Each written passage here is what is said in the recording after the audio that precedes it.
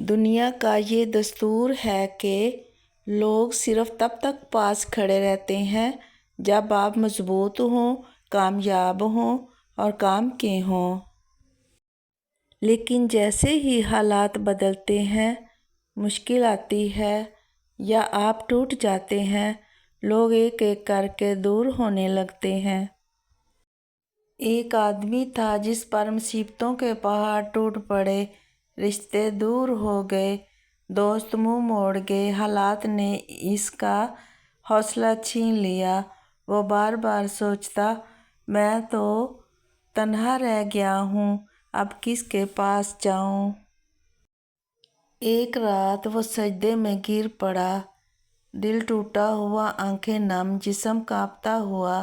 بس اتنا کہا، یا اللہ، اگر سب چھوڑ گئے ہیں تو میں تیرے پاس ہوں، تو مجھے تھام لے۔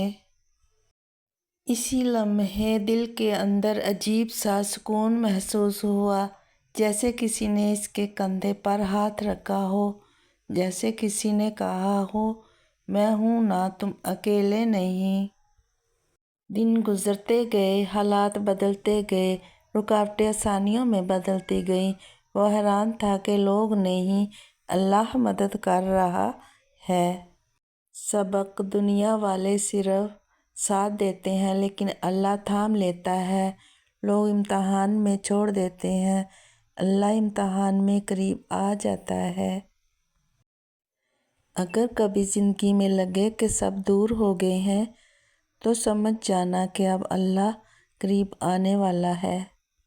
حدیث: رسول اللہ صلی اللہ علیہ وسلم نے فرمایا، اللہ تعالیٰ اپنے بندے پر اپنی ماں سے بھی زیادہ مہربان ہے۔